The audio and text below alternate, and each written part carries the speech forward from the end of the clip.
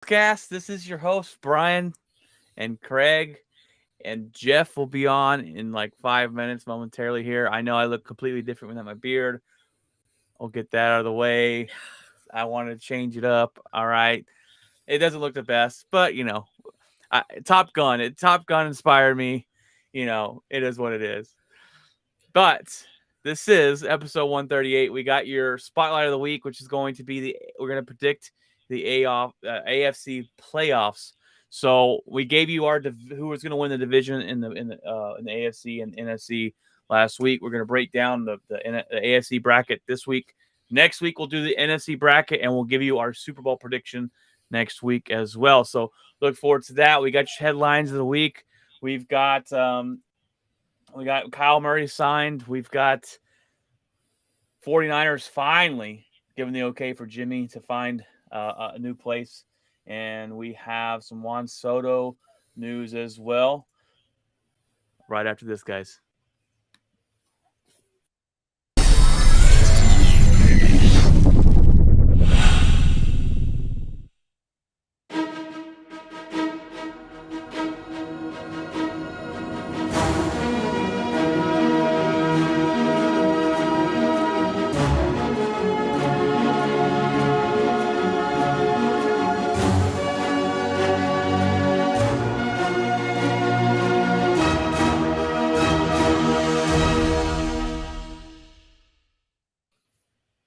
All right, guys. All right. First, I want to say thanks for Craig for going solo Tuesday, as I had other things to do. He holding the fort down. I appreciate that, sir. Yes, sir. How you doing this evening? Oh, pretty good. Pretty good. Tired, long week at work, but I'm finally getting that downtown route down, and now I'm training on it. So, um, hopefully that goes good next week. But I know you've got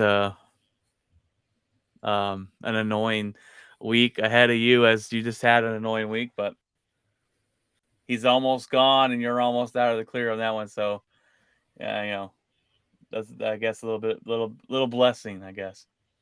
I'm just glad I don't have Yes, to sir. ride with him, but All it, right. it is what it is. Now, I've been interested to get into this show, talking about the playoffs, and we'll see how far we are. I think we might be pretty close. I think we're pretty close on picking divisions. I'm interested to see who you have in the wild card. Now, do we want to go do we want to give you our 7 teams first, and then go through the bracket? Do we want to just start off with the bracket? How do you want to roll this thing? I mean, you could do all the 7 teams. You could put them in seeds, however you want to do it. You want to go 7-1, probably the best way to do it. Probably. I mean, we already got kind of our teams. If you listen to the episode last week, it might have been actually the week before that. We've got our division winners. We got our 4 teams. Now, interesting to see where we put them, and you're adding 3 wild cards. So, I'll go ahead and start off the show here with my number 7 team. I have um, the Baltimore Ravens, and I think the Ravens. I don't think they're amazing. I think they are obviously the last wild card team to get in. I think their defense is really, really good. I think the coach. This team knows how to win. I think they're going to make the playoffs. Now, some people might have them out. I almost pushed them out. It was close between them and the Raiders for me. It was really close. Or well, I don't want to give away the rest of my list, but there was a close one. The 7th seed was the toughest. I think it comes down to probably a final game of the season to finally get that 7th seed. I got Baltimore there. I think they're too good. They know how to win. They are missing some offensive weapons. We'll see. Lamar Jackson's apparently put on a lot of muscle this year. Maybe that slows them down for the worse. I don't know, but we'll see. Who do you have at number 7, Craig? Indianapolis. I think they don't win the division, but I think they're good enough to sneak in under the teams from the West. Now, I believe this will come down to a last week kind of a play-in type deal between them and the team that I put on the outside looking in. But I think with Matt Ryan, and that defense is pretty solid. That they can make their way in, and I don't know if they do a whole lot of damage, make a whole lot of noise. I just think the Ravens have lost too much. They don't have enough weapons in wide receiver. They lose their best wide receiver in Hollywood. Um, and he really only has the tight end to throw the ball to. The running game is kind of suspect at times, and their defense is a little long, and the tooth's getting a little old. I think Indy's defense is better, and like I said earlier, I like the Titans to win the division. So I just think Baltimore just doesn't. I think it's close, but I think Indy probably nudges a couple teams at the end. Yeah, there was 3 teams I could have put number 7, and Yeah, it that was was a the hardest tough. one by far. Yeah, it was a tough one. Number 6, I got the Denver Broncos, and I wanted to go out there and go. They're going to win the division. Russell Wilson's going to be great. I think we've talked about it before. It's going to take some time, I think, for this team to kind of gel all together. They probably gel together late, make a late push. They're going to be really good. Russell Wilson's going to be able to cook there in Denver, and they're with the defense in this team. They could easily win the division. I have them picking up the wild card spot there at number 6. And I think just making the playoffs, your team has a chance to go on a run and do something special. We've seen it at time, and we've seen 6 seeds, and we've seen wild card teams go to the championship. The last time my team won a championship, we were a wild card. The Giants have done it, so that can happen. And I think the Broncos could be a team that could go in on a hot streak at the end of the season, hit the wild card, and just keep on rolling. So I got them at number 6. Craig, who do you got, brother? And here becomes the unpopular pick of the evening.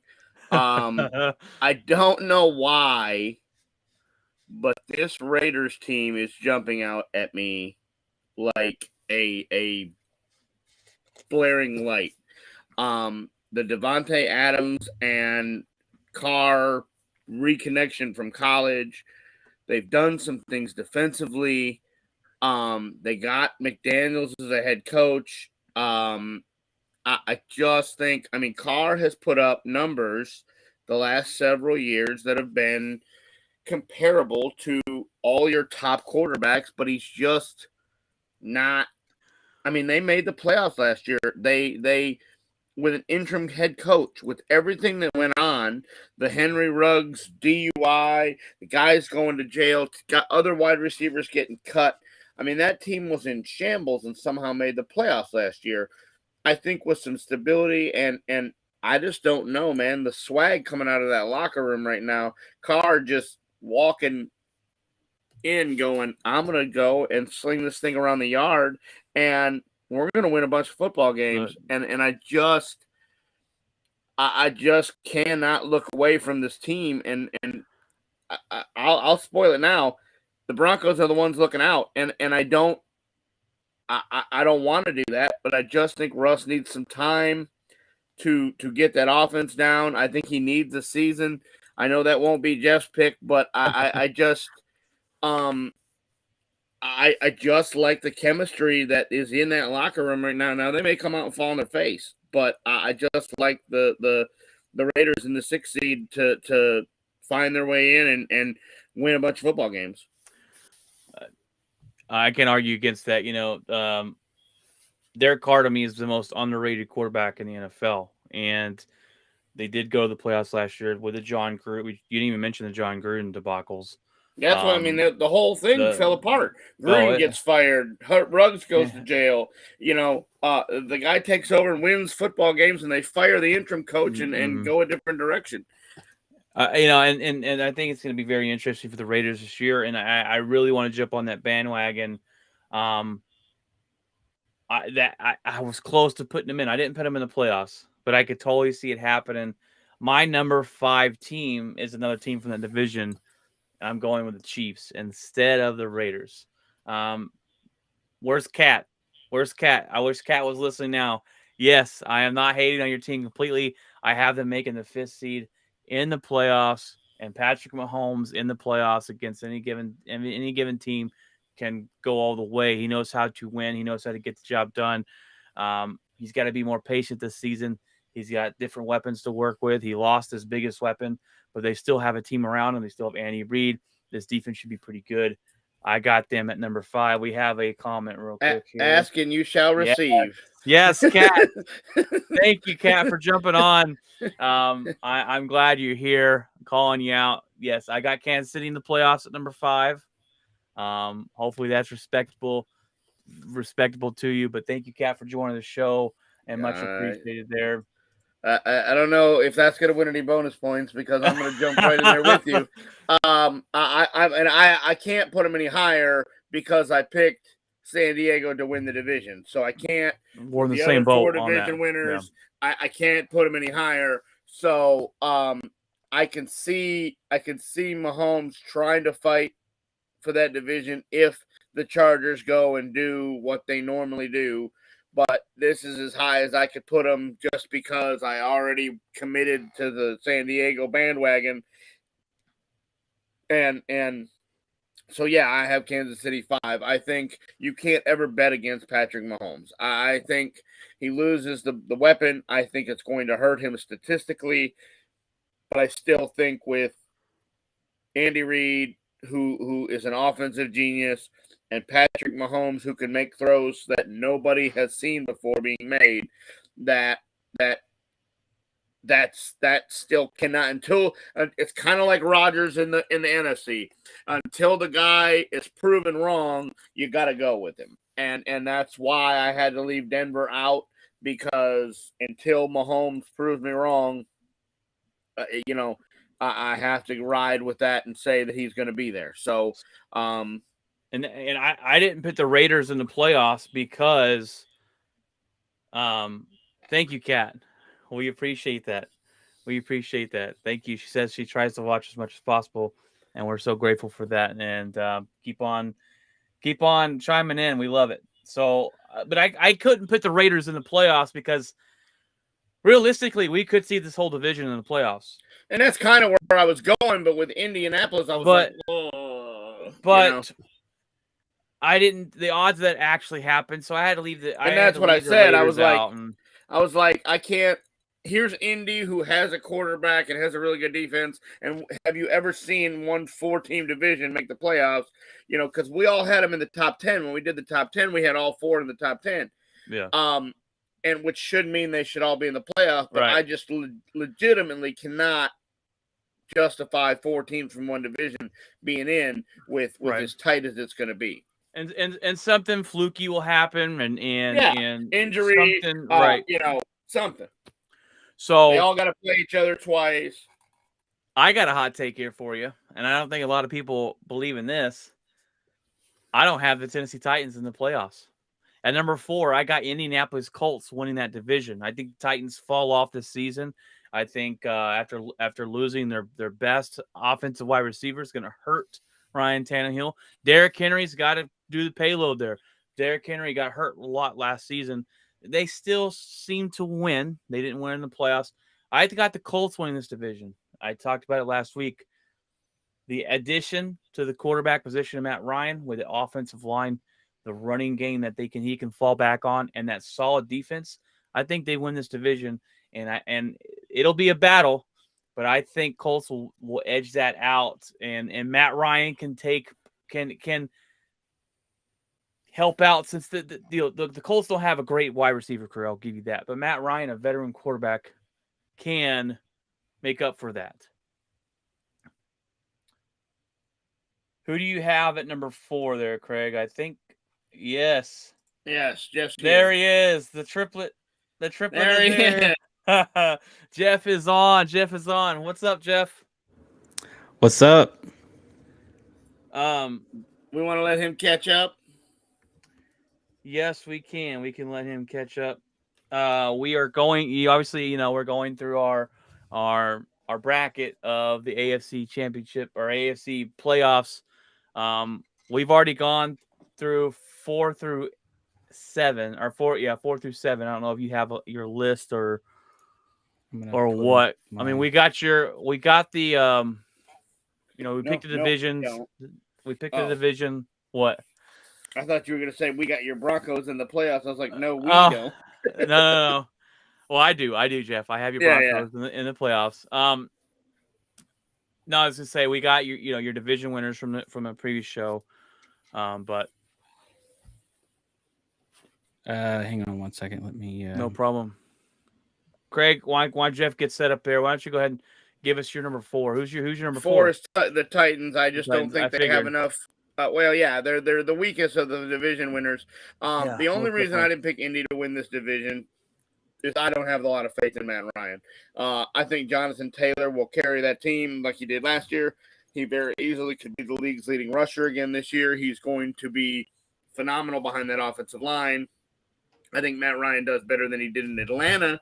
And Matt Ryan still put up solid numbers even though they were bad. So I still think. Oh yeah, and he's not washed up. But I just think, like you said, with not a lot of top tier to throw the ball to, he doesn't have the Julio Jones. He doesn't have the Russell Gage. He doesn't have these guys to throw the football to. He doesn't have the new tight end, the best tight end in football. He doesn't have any of that. He doesn't have the weapons.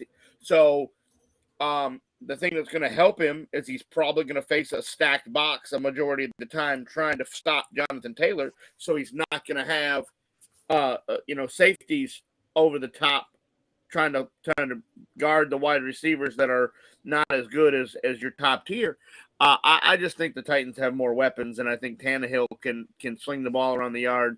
And I just think Derrick Henry comes back and kind of is on a mission to prove himself, is still having it from that injury. Still a train. And I think they and I think they've always leaned on Henry, so that's not going to be any kind of a major issue to lean on him like that. So I just think they can beat the Colts out.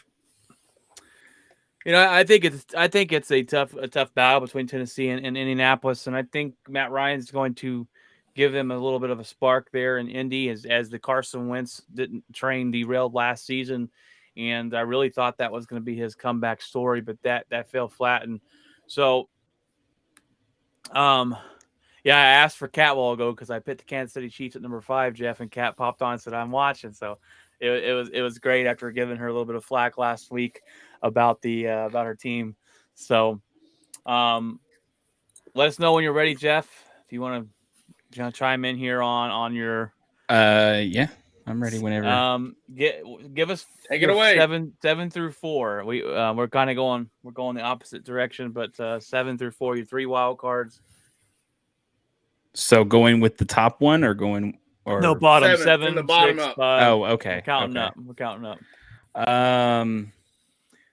So 7 would be your last wild card team, basically. Last wild card team, I'm gonna go Ravens. I had the Ravens there too. Yeah, I think that. I mean, obviously they kind of do it every season. They get into the playoffs, and I think this year they get there. Yeah. They get there, but but I think it's going to be a little bit of a barely. I call it they're battle tested. They know how to get there. Lamar bandwagon. Yeah. Hey, I'm not even a Lamar fan. I don't think he's all that good. I just think that the head coach and the organization itself knows how to put a winning game plan together, at least to get to the playoffs. But it's going to be a struggle. All right, Jeff, who do you got at number 6 there, brother? I had the Ravens at 7. Craig had who'd you have 7? The Colts. The Colts. Okay, yeah. So number 6. Let's see. Number 6, I'm gonna go Denver. Dude, I got Denver Broncos in the same spot. Yes. Okay. All right. We on the same schedule or wavelength, I guess you could say. I got the Raiders. He had the Raiders. Why do you think Denver's going to be in that 6th spot? Because I think that they're going to have. It's hard to. They're too talented not to. If they don't make the playoffs this year, something's wrong. Like there's something off with either coaching or something. I don't know what it is, or Russell Wilson just doesn't work out. I just worry about head coaching and then Russell not being able to pick up the offense and run with it, that it takes too many games to catch up and get there. I think the back half of the season, they're fine. If they can get through the first 4 or 5 games, I think they're fine. It's just I don't know how long it takes them to pick that offense up. The only thing that I say in challenging of that is I did not realize how much of a work ethic he has until recently, as I'm hearing more and more about this guy, what he's been doing with a lot of the players before there was even any mandatory anything, at his own home, whichever, if it's either here or it's in California or wherever. All the just I think I heard a story that he breaks down things in a different way, and literally after they win a game or lose a game, he goes and watches the game as a just a fan, and then goes back and does the same thing as a player, breaking down what happened or maybe what went wrong. Then he goes and watches the game of the opponent they're playing, and then breaks that down. Then he writes a 15-page expose and gives it to all the players. It's just like that kind of preparation is awesome. And then also he throws trick questions in there for the players to know if they actually read it. It's actually pretty cool. So I'm like, if he's that detail oriented, that's good. I mean, the last time we had somebody like that, and I'm not comparing them, but last time we had somebody similar to that, it was Peyton Manning. Yeah, oh, yeah. I mean, and that guy was constantly just, get better. It was just kind of like, what can we do to get better? And I just think that these players are going to be hungry and they're going to be ready to go. So I feel bad for Seattle game 1. Yeah. Well, but, Seattle, they're going to be bad. Well, unless they come out and with another quarterback, that's going to be a shellacking. Well, I told Craig while ago, the Broncos, in my opinion, are too talented to not make the playoffs. I think I wanted to pick them to win the division. I just thought I hold back on it just a little bit here, but right, and that makes sense. Yeah, and they're just too talented, and I think they struggle at first. They probably beat this. I mean, who doesn't beat Seattle as bad as they're definitely beating Seattle? I can guarantee that. I think I'd be surprised if they didn't. I think the Broncos towards the middle. If they don't, then we have an emergency in Denver. We have Russell Wilson's got to turn that 15 into 30 page. The strange part is we started 0-2 with Manning. Yeah. Oh, and there was question marks with Manning. Was like, what's going on? You didn't face Drew Lock. Peyton Manning didn't face Drew Lock coming out of the gate. I think the Denver Broncos midway through the season and towards the middle to the end, they can just catch fire. I think that they can hit that 6th seed, and they, like I said earlier, anybody makes the playoffs, they have a chance to win. We've seen it time and time again. We've seen it. Wild card teams, Packers done it. Giants have done it. Go all the way. Broncos are a very scary team. They make the playoffs, hitting on all cylinders. They can beat anybody. It was how talented as they are. So I'm definitely looking forward, especially down the stretch, this running game that they have. And so I'm excited for that too. Not a lot of people talk about the running game, but Russell Wilson hasn't had this good of a running game since Marshawn Lynch, and we saw what happened with Marshawn Lynch and a defense. And I don't know what happened with Russell Wilson last year. He kind of dropped off, but I think when you're around just losing all the time, you know what I mean? When he knew the team wasn't very good. He knew the head coach didn't want to let him throw the ball, and it was run. I think he's very excited to go to a team that's going to be offensive minded with the hire of Green Bay's offensive coordinator there from Green Bay. I'm drawing a blank on his name, but Nathaniel Hackett. He's going to let Russell Wilson throw the football, and that's great things. That's the other thing that I'm curious about is Nathaniel Hackett. I mean, I love the personality. I definitely want to see what differentiate himself from other people. So, and players seem to really enjoy him. I know Rodgers was not a fan of him leaving. So, yeah, Rodgers didn't want to lose him. So, right. And if you can get it wrong with that arrogant son of a gun, then you can get along with pretty much anybody. So my question is, how many wild card teams are there? There's 3. 3. Okay, I was making sure. Okay. Because now they took away the bye for the set. It used to be the first 2 teams got a bye. Now they add another wild card, and just the 1 seed gets a bye. Which I understand that 1 seed fought to be number 1. They get that bye. That's true. All right, Jeff. It eliminates guys from sitting out the last week because they can't change. Yeah. Seeds. Yeah. It eliminates all that. Okay. Number 5, Jeff. Give us your number 5 team. Your first, I guess, first wild card, last one, whatever you want to call it. I'm gonna go with the Chargers. The I think Chargers. the Chargers are definitely Okay. gonna be. It's hard to really put down KC. I can't do that. Obviously, that gives away my who's gonna win the division prediction. But yeah, it's definitely I think it's just they're good. I like the Chargers. I think they're very talented. It's going to be again, this is going to be an insane division. So it just makes sense. I think the Chargers are definitely going to be in the wild card. If they're definitely going to be in the playoffs, but I can see them being there. If Kansas City, because my only thing is, we write Mahomes off right now because he had a horrible season last year in terms of his normal production. He was off. And so if he's off again this year, then that changes a lot of things. But if he's on. See, I put Kansas City number 5. So I have Kansas City right there. Craig, who'd you put at number 5? Kansas City as well. Kansas, flip-flop Kansas City and San Diego. I think San Diego. I think the loss of the wide receiver, and Tyreek Hill, I think, kind of slows that offense down just a little bit, but not a ton. And like we said, I'm not going to doubt Mahomes until he proves me wrong, kind of like Rodgers. But I'm not gonna. But I think the kid from San Diego is going to sling the ball around the yard, and you can't go wrong with the division. It's gonna be no. Trust me, I'll be watching those games closely.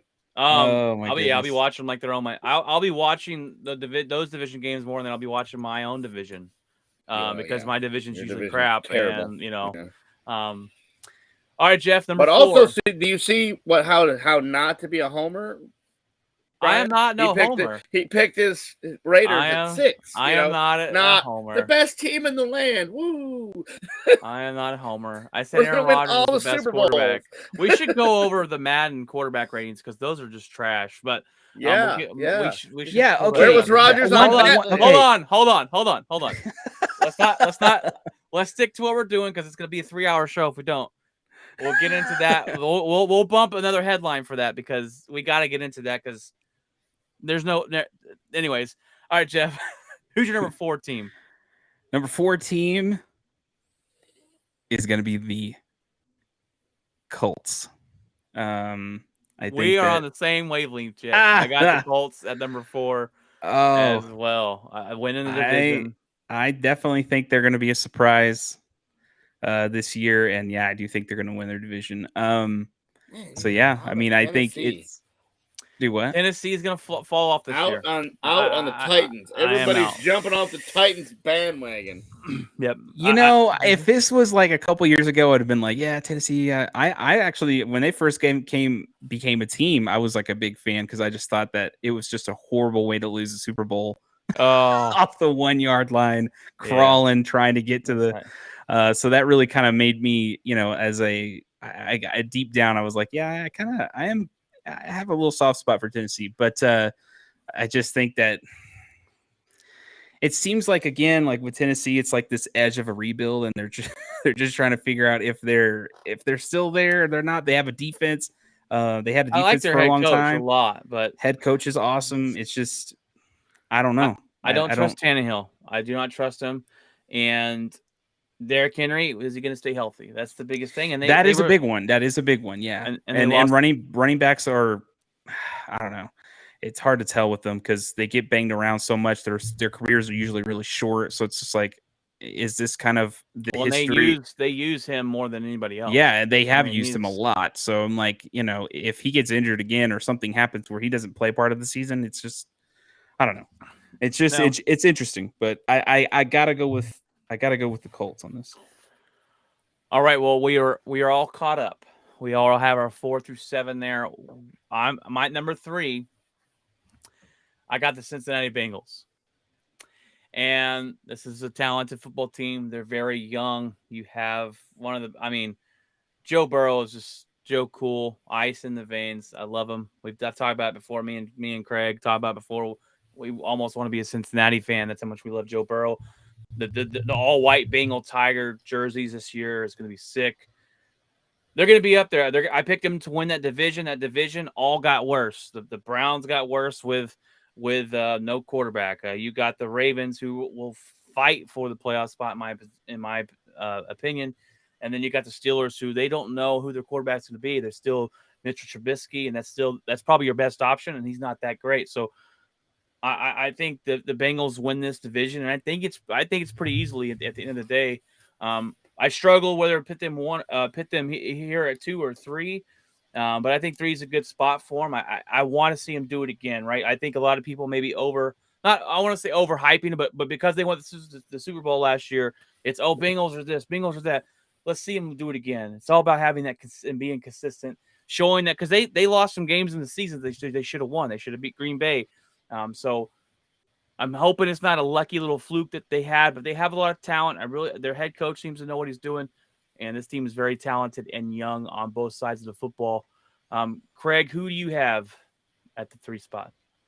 I got San Diego. I think they're going to win the West, but I don't think they can go above 1 and 2 just yet. I think they still have room to grow. I think the 2 seed has an easier division. That's why I gave them the edge over San Diego. But I just think San Diego will win the West and be the 3 seed. Okay. All right, Jeff. Number three. I'm gonna go with Kansas City. Okay. I think that cannot argue that at all. It's hard to. I mean, yeah, they don't have Tyreek Hill. They lost a main contributor to the offense, but something tells me something's going to happen where it's like they found somebody, and MVS from Green Bay. That could be the guy, you know.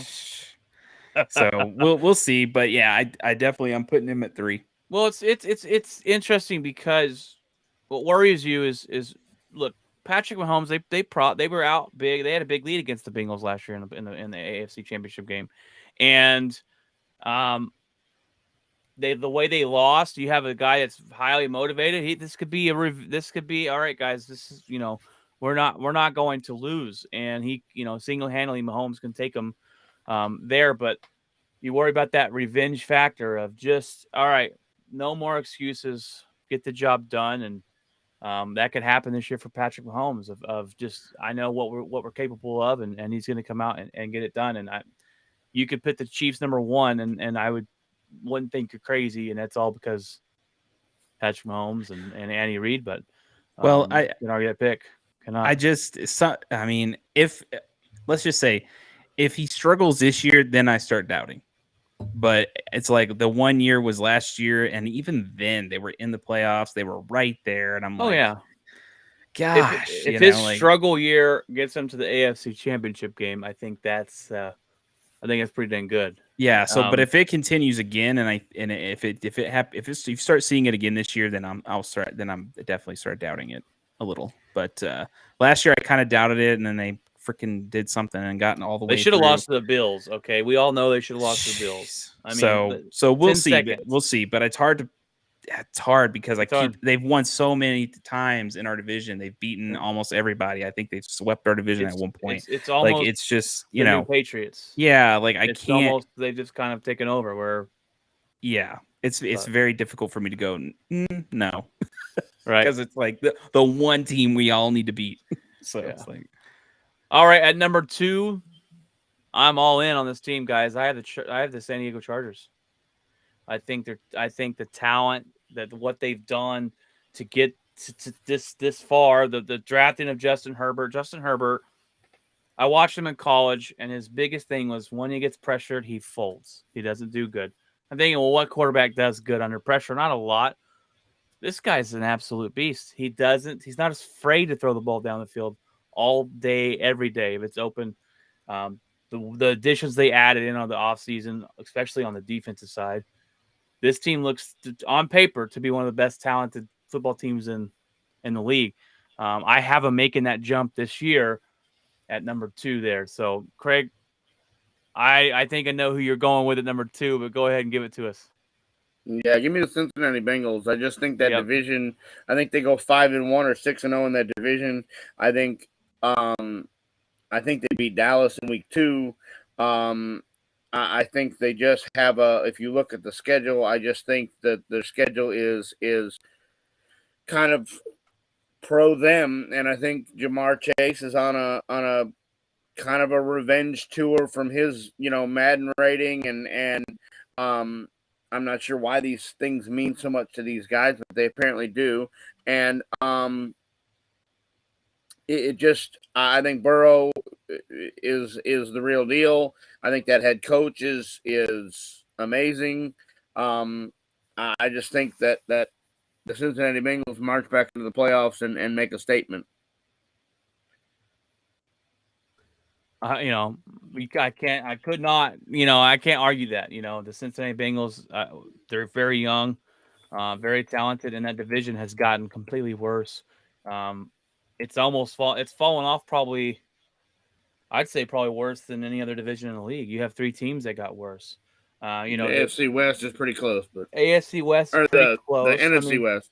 The NFC West is pretty close. The NFC West is pretty close, but you still got the Rams and 49ers, and the Rams are going to be good. 49ers should be good. I mean, I guess it depends now without Lance. Garoppolo, but yeah, we'll see. I'm not a big Jimmy Garoppolo fan. I don't really like him. But I guess to each their own. We'll get into that in the headlines coming up. But Jeff, who do you have? Who do you have there at number 3? I'm gonna also pick the Bengals.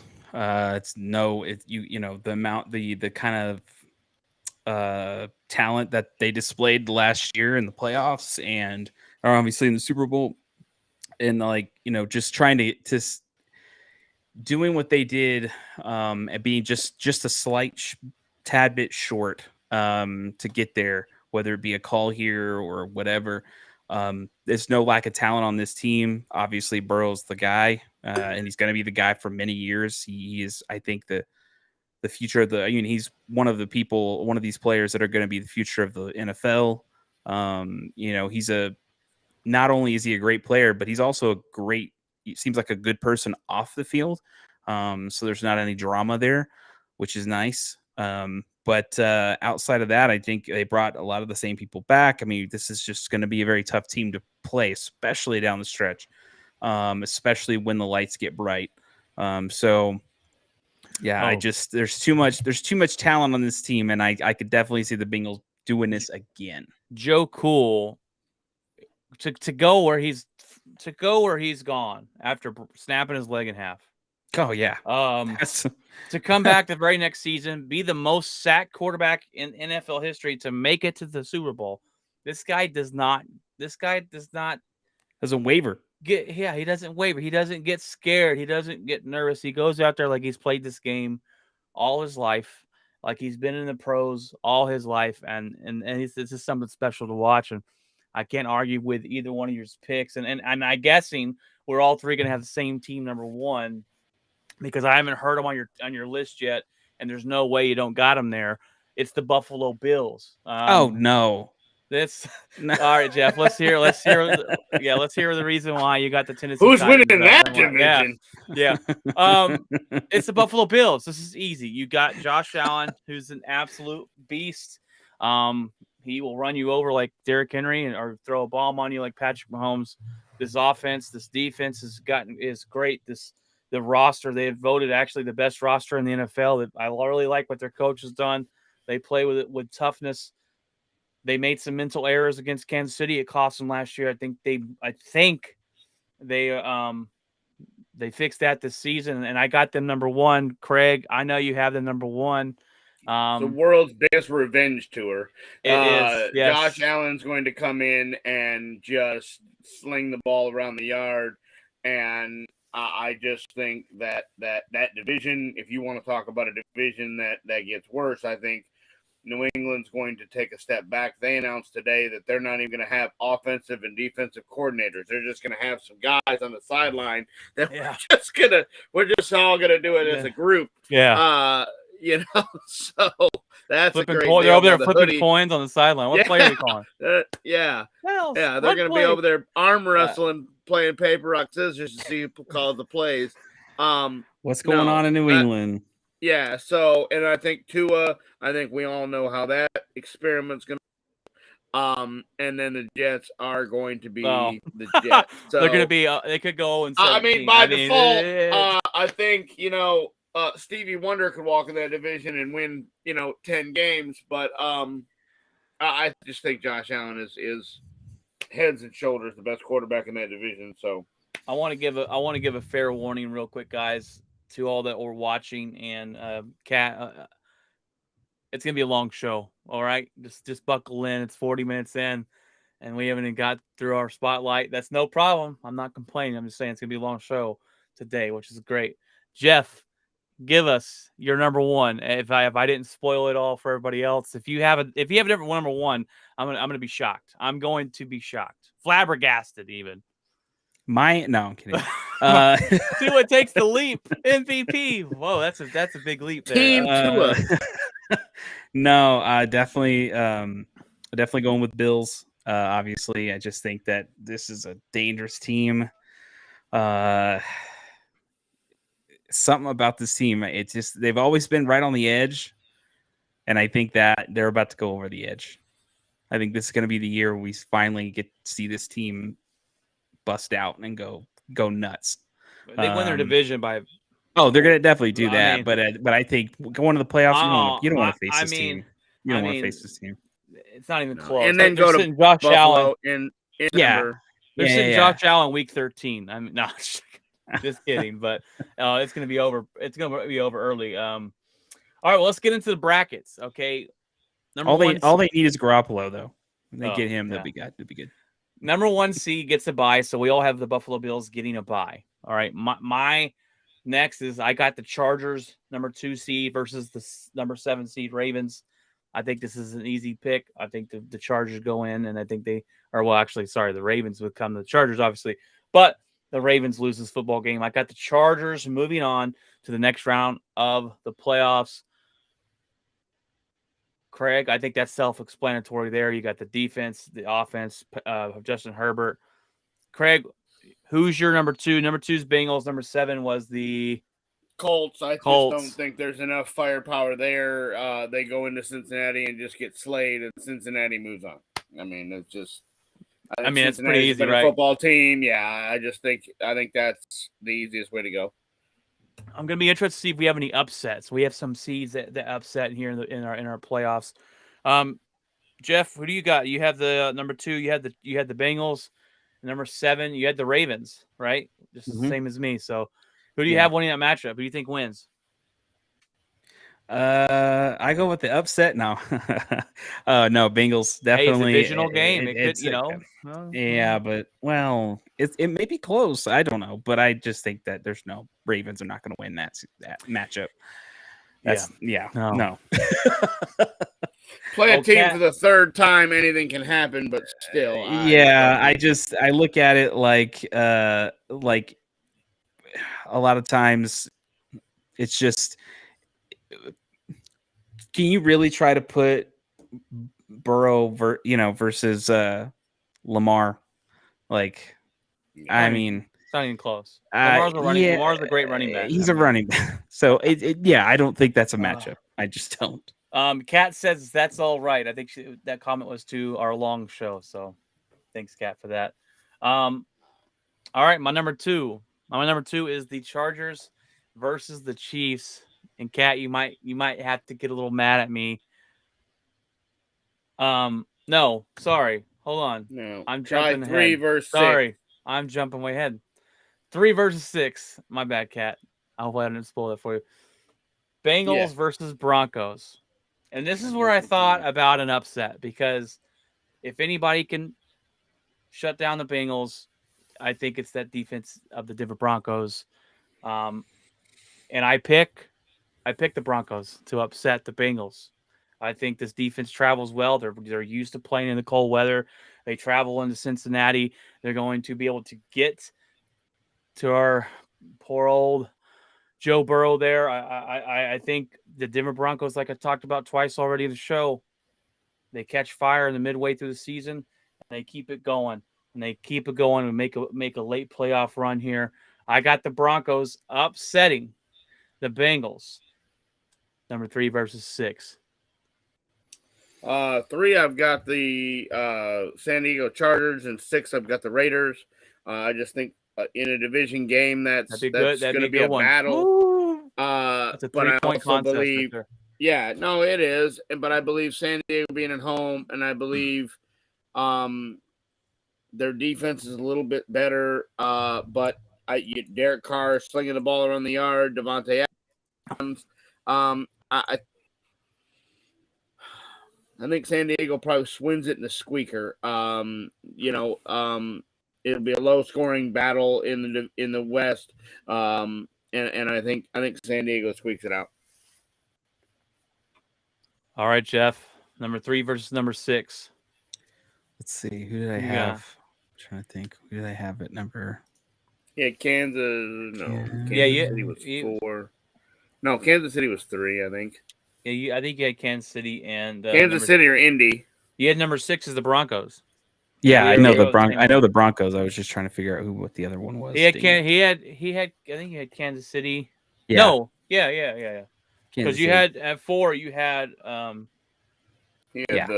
Colts. So the Colts. Yeah, I flipped them. Number 5, you had the Chargers right above. I remember that because I definitely. I'm gonna say I'm gonna say the Broncos are gonna beat Kansas City. I think something. That's a rival game. They've played each other enough. They've played each other enough. Have a meltdown. They've played each other enough. I think that this extra weapon is a little, that we haven't had in many years is one of the reasons why. And I can guarantee it's one of the reasons why, because freaking who we had as quarterback for the last 2 or 3 years? Nobody. And more than that, actually. Ever since so Peyton left, it's I just think that we played them close many times last year. I just think this is it. And I think if we can beat them once this year, that kind of shows right there. And I think we will. I think we will beat them one time. So I think that right there will show enough for the team to go, okay, we can do that. If even when the level is stacked and we're in the playoffs. So it'll be close. It'll be real close. It won't be a blowout city. So we've got 2 upsets, and I'm about to give you another one.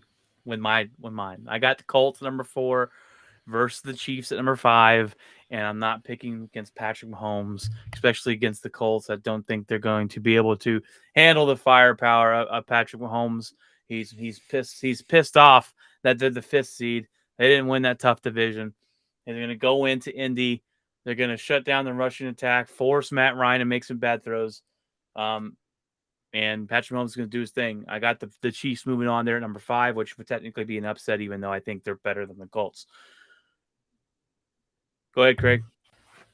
I've got the Titans at 4 and Kansas City at 5, and I think that is a bad matchup for the Titans. I think that Kansas City's run defense is better than what they'll face in their own division.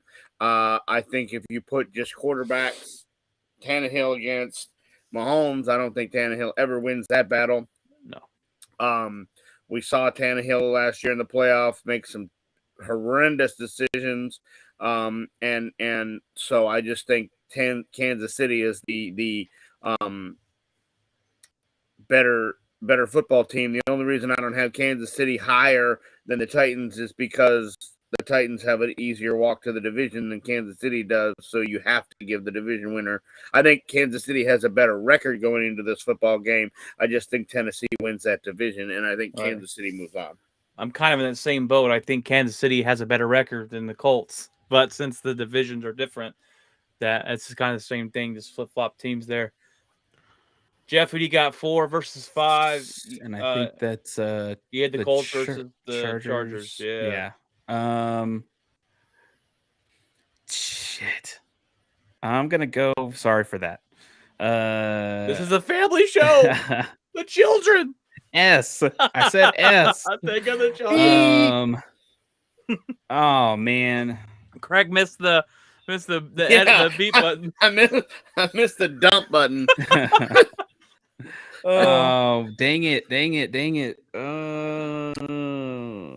Well, San Diego be at home. Maybe that'll help you. I'm gonna go with the Chargers. I'm gonna go with the Chargers. I'm gonna go with an upset. Yeah, I'm gonna go with we the Chargers. both have the Colts losing, and you have Tennessee. We have that same division losing to a lower seed in the playoffs. The AFC's strong, man. It is. And we're not big believers in that division. This will not be as hard next week for the NFC. Oh no, it will not. And it's flipped, right? We've seen the AFC, and because you had the you knew it was gonna be Patriots versus somebody. It could have been 5-6 teams.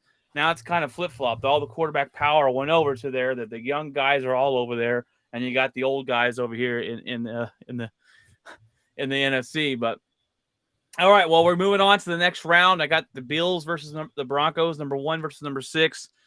And this is where I think Russell Wilson's fire cools down in Buffalo. I got Buffalo moving on. I think it's been a great year for the Denver Broncos, but Buffalo Bills are just too strong.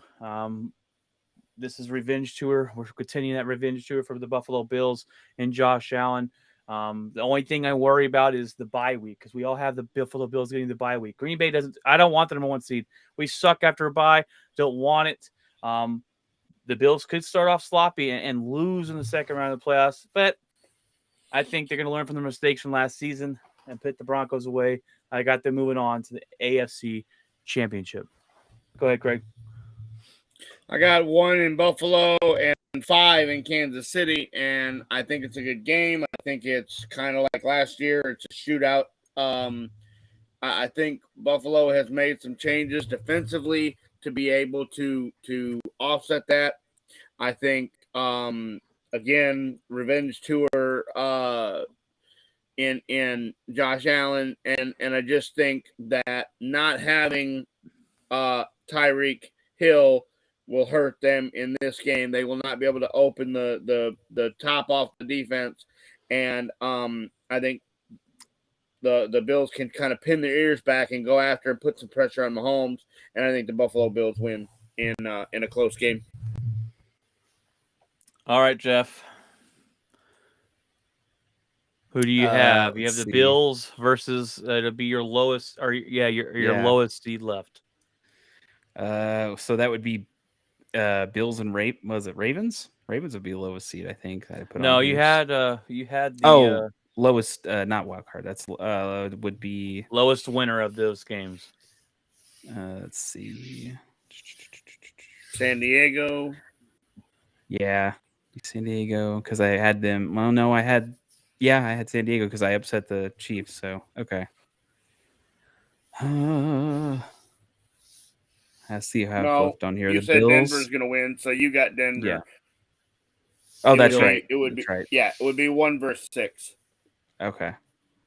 So Bills it would have to be Broncos. Bills. Yeah, that's not. Yeah. That's not. That's not. I didn't mean to do that. That's. He crushed his hopes and dreams. I think that's where it ends. I didn't mean to do. We could go back and hear Jeff's soul leave his body for I didn't mean to do that. Yeah, I think that's it. I think that's where it ends. Obviously, Von Miller will be emotional, I'm sure, but he'll take his old team out. Right. And I think, and if the Broncos make it that far, it's a successful season. Oh gosh, yeah. All fans here want to see is a first round win or first, win 1 playoff game. Let's go from there. That's kind of what the Cowboys are hoping for too. So outside of that, I just think, it's go against the Bills. I can't be an unrealistic human being. All right, guys. We all have the Bills moving on to the championship. My other one was the Chiefs, or the Chargers, number 2, versus the Chiefs, number 5. And I'm sorry, Kat.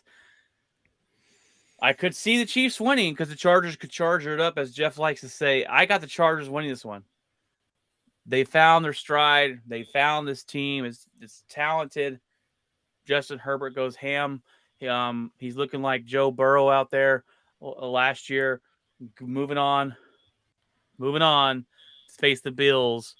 in the AFC Championship game? I got Cincinnati and San Diego, and you want to talk about a absolute slobber knocker.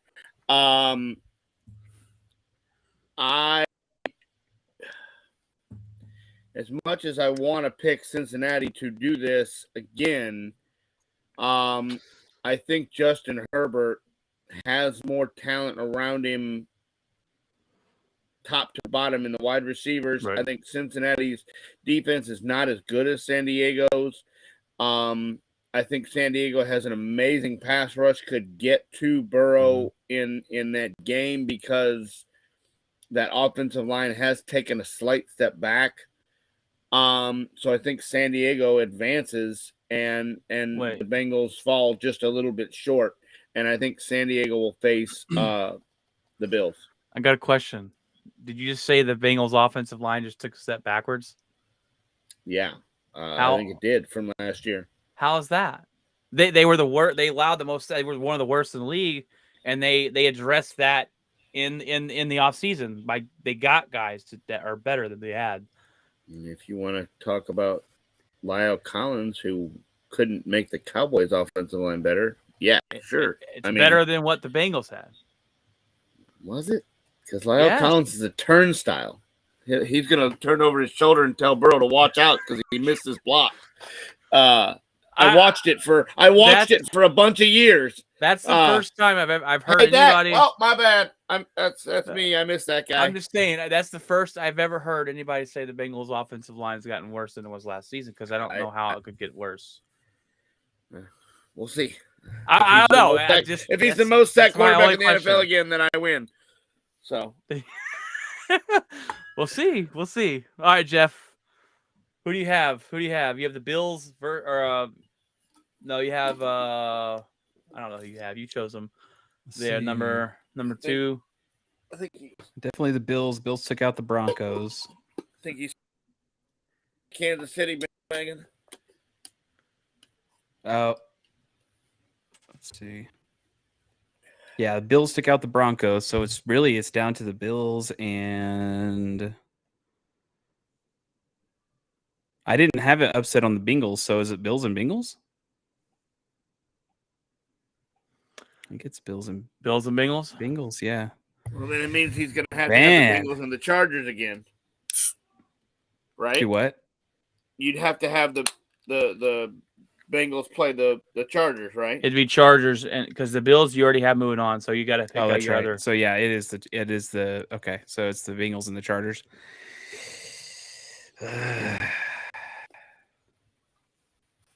Gosh, I don't want to say it.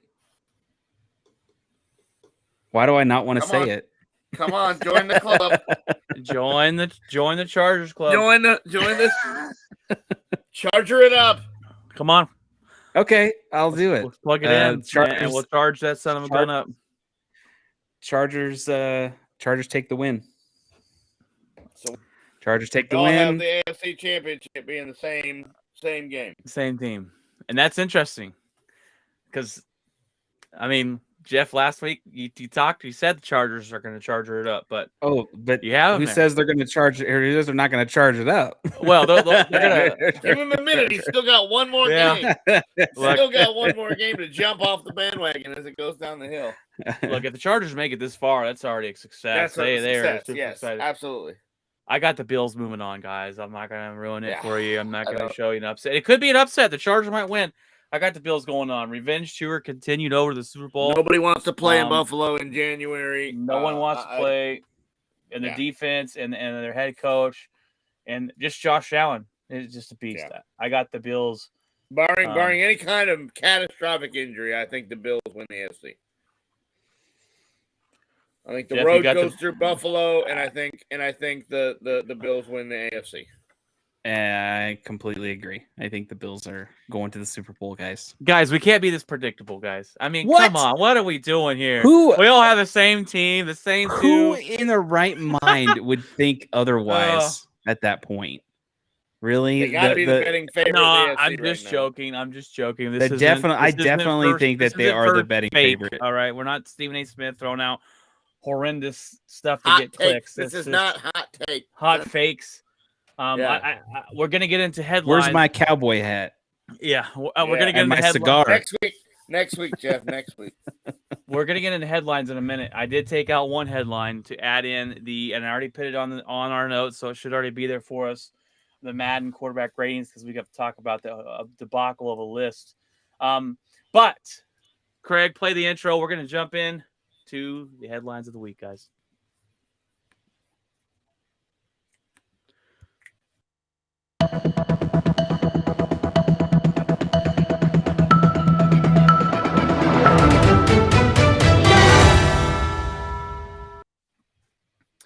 All right, guys, it is the headlines of the week here. We've got some different headlines for you all over the map here. We're going to start off with some football news for the most of it here as we continue with the theme of that, as we just went over our AFC playoff bracket and the Super Bowl pick. So for the AFC, but we're going to start off with the Kyle Murray contract, guys. Kyle Murray, the Cardinals reach a 5-year, $230.5 million contract with $160 million guaranteed. It looks like these two sides settled their differences and came together, and they said, hey, I think he's way overrated. I think they overpaid him. I think he's to be the second highest paid quarterback in the NFL is insane, but he's too good to let go. And it's that the whole quarterback carousel or quarterback leapfrog on the payroll. Only other quarterback that makes more than him is Aaron Rodgers at $50 million a year. So what do you guys think? Do you think this was the right move? I don't think you could let him go, but did you have to pay him that much money? That's that fine line of keeping him happy or letting him move on. But your mic's muted there, Jeff. What else were they going to do? They're not going to. Who are they going to grab? I guess there's a few quarterbacks out there. Maybe, you have Garoppolo, right? But that's about it. There's not a whole lot out there. But I just think that it was pretty obvious at some point. But who are you going to get to replace him? Not that he's a great quarterback, but who else were you going to get? I'm looking. I cannot wait, and it's going to happen for a team to stand up to a quarterback and say, hey, I'm not paying you that. You're not worth it. I don't care what so-and-so got. I don't care what so-and-so got. Aaron Rodgers said he didn't want $50 million, but he got $50 million a year. Okay, Aaron Rodgers. Look, there's going to be a time where a team says, we're better off without you, to overpay somebody just because the quarterback market is there. I hope we see that sometime soon, because you're getting guys paid and they're not even that great. I mean, Kyle Murray is a good quarterback, but to be paid that much is in my mind it's just outright criminal. Craig, what do you think about that? I have said this till I'm blue in the face, and no one listens. No one believes me. No one understands. It is the next man up. They did this with Dak. Dak he didn't have the numbers. He didn't have the deal. But who else were you going to get? Nobody. You weren't going to go with the guy that they got over there that was holding the clipboard. You're not going to go with, Drew Lock. You're not going to go with Jimmy G. And you're just not. And so you're going to pay the guy that you got. And Cliff Kingsbury comes out and says, I'm going to take my guy and put him up against the best. Well, good luck with that. I just don't think Kyler's worth that money, but I don't think anybody's worth that money. There's not a single quarterback in the NFL worth $46 million. They showed a stat today that Kyler Murray at $46 million is making $2 million less than the entire Oakland Athletics payroll. Yeah. I mean, these guys in the NFL making more than they need to make. The payrolls have they've gotten out of control. I mean, Deshaun Watson he made a $46 million signing bonus just because he's going to get suspended and has loopholes. I mean, these guys are getting millions and millions of dollars to not even play. And it's going to be the next guy up, Kirk Cousins. all these guys love it. It's just like the wide receiver market. The wide receiver market has exploded, and these guys are making hand over fist, and it's just the next guy. That's so you're going to pay them. How do you expect a team to win with a quarterback that makes 45, a wide receiver that makes 25, a running back? And that's why you see different teams every year winning. Because you can't keep a team together. The guy that stays with one team, those days are over, because you can't keep a whole squad together like that because of the salary cap. It's just I cannot wait, and I think we're going to see it eventually. For someone go, we're better. We're going to look for somebody else instead of overpay somebody, because when you overpay somebody, that's not going to be worth the money. Like it's like the Mavericks of Brunson. They didn't want to overpay Brunson. It would have hurt. I think it would have hurt them to keep him and overpay him. They let him go somewhere else because he didn't produce the way he should have to spend that amount of money on him. I think Kyle Murray and the Cardinals last year were a fluke. I think they're going to fall off this season, especially without their best wide receiver missing 6 games. I think it's going to be a fluke. I think they lose. I think Kyle Murray starts blaming the coach. I think Kingsbury's on his way out after the season, and I could easily see that happen with the Cardinals, but. Just a lot of money to be thrown around for a guy that's there's one way to solve this, and one way only, and that is to every 3 or 4 years, when you get to this point, you cut bait and you go back to the draft and draft a quarterback. That's the only way to prevent yourself from going on this carousel, is to redraft somebody every 3 years. I can see you draft a quarterback every year. And when that's the case, I mean, that's the only way to prevent yourself from doing this, because you get a rookie deal and it lasts for 4 years. You got a 5th-year option, and every 5 years you can go back into the well and do it again. Or that's the only way to stop it. You could do what Green Bay does. They draft one, and then they're going to hold on to him for 5 years. Still pay him $50 million. And still pay him, and then you don't have his rookie contract, and then it's just retarded. But all right, well, other quarterback news. The 49ers, it's in the same division. Finally, I don't know what's been taking so long. We've heard rumors for, it seems like forever. They finally give Jimmy G, his agent, permission to find a trade partner going all in on Trey Lance. This must mean they saw something. Trey Lance said, we can win with this. Where do you guys think Jimmy G goes? Where do you think he could possibly move? One team that I thought of that I don't think anybody else did was I could see the New York Giants. It's an upgrade in quarterback position. Daniel Jones, they didn't pick up his option. Daniel Jones is not going to win there. I could see them making a trade for Jimmy G and seeing if Jimmy G can try things out with a new head coach in New York and in the spotlight there. I think that's a really good fit for him. But where do you guys maybe think, maybe give me a team or two that you think he could go to and help right away, be an upgrade at the quarterback position? Go ahead, Jeff. Jimmy G. I had a guy on the internet say the Arizona Cardinals the other day, and I'm like, and then right after that, Kyle Murray just I thought about that too. Yeah. Gosh. I bet they wish they would have put that news up a couple days earlier. Yeah. Do you really think that they would go NFC still, or would they just go let's NFC maybe? I don't think they go inside of the division. I could see Seattle. I don't think that's a great fit, but I don't think they give them in the same division. I don't think they want to play them twice a year.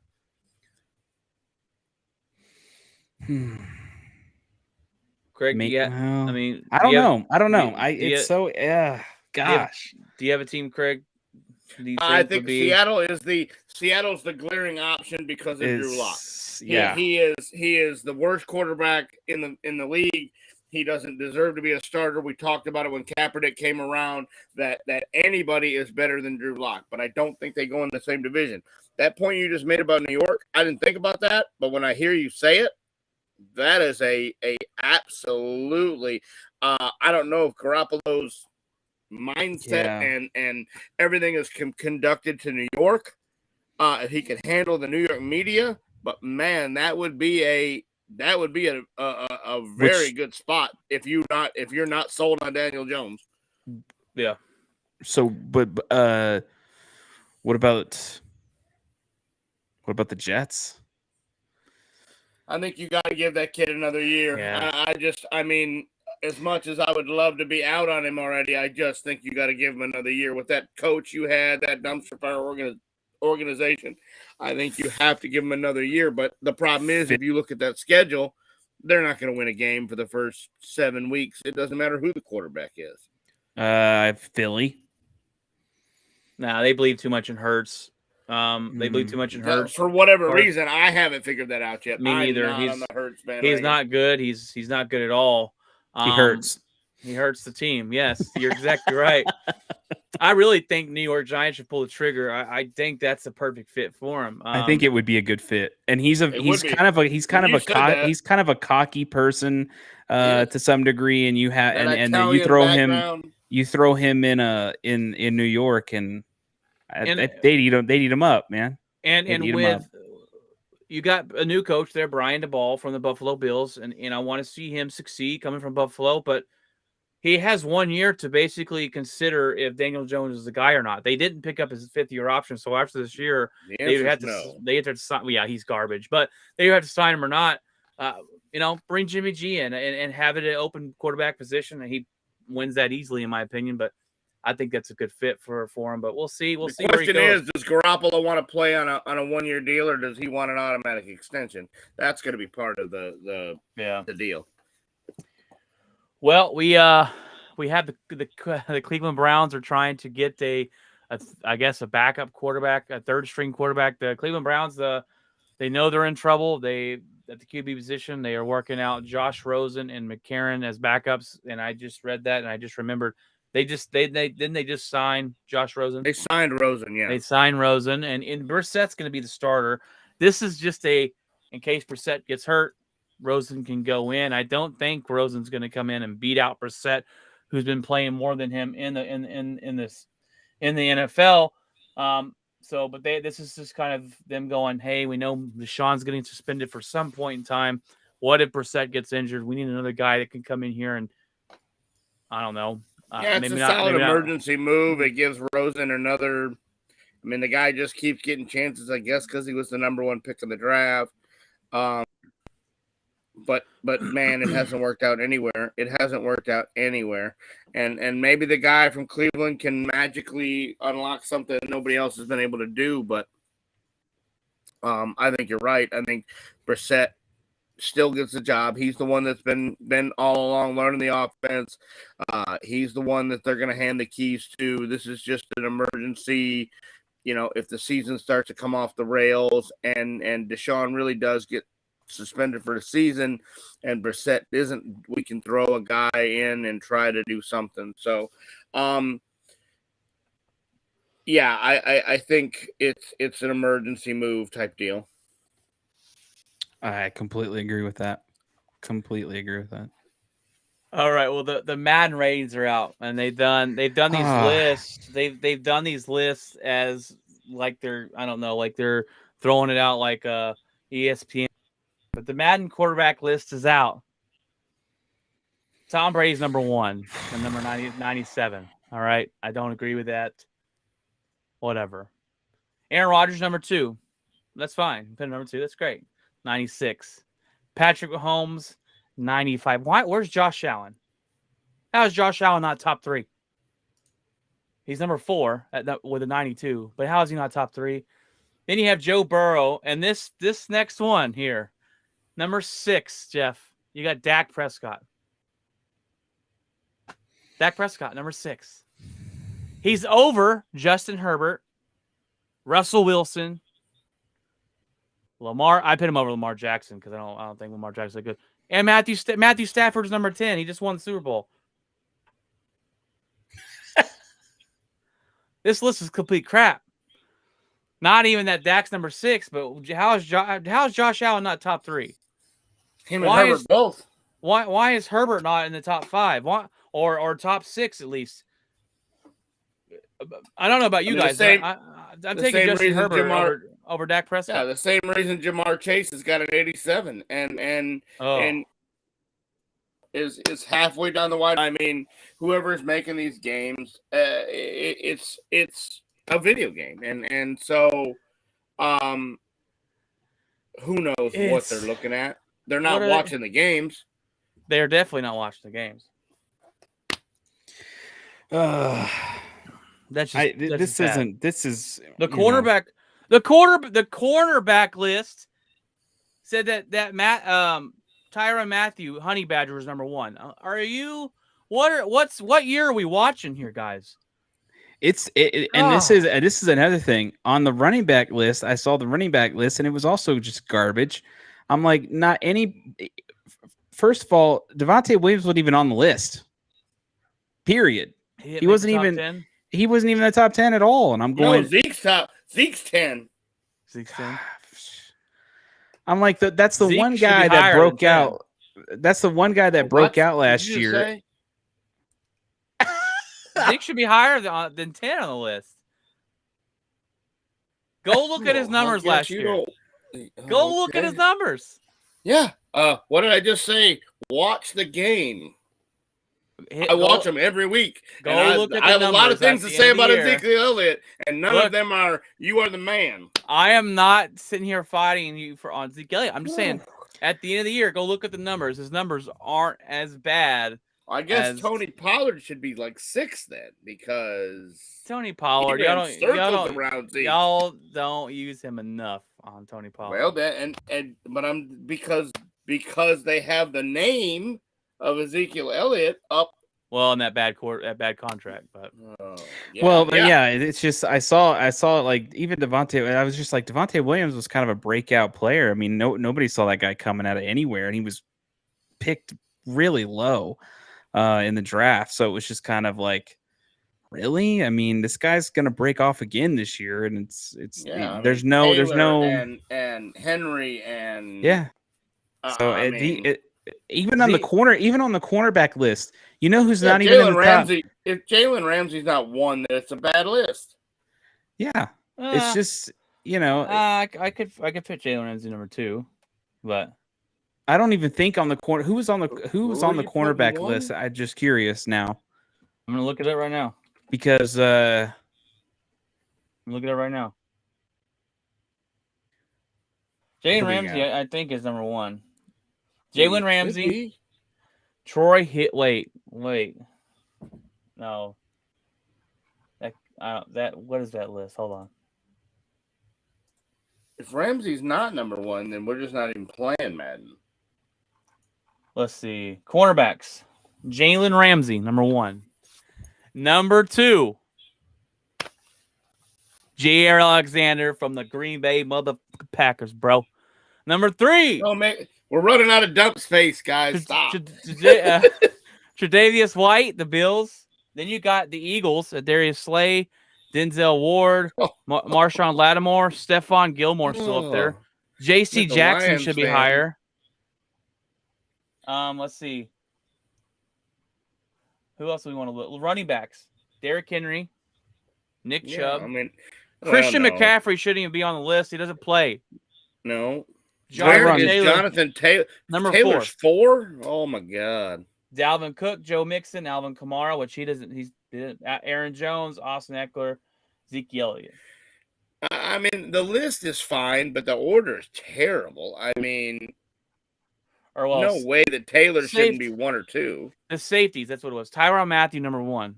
How is Tyrann Mathieu still the number 1 safety? Because the safeties in position. Derwin James, Buda Baker. Buda Baker's better.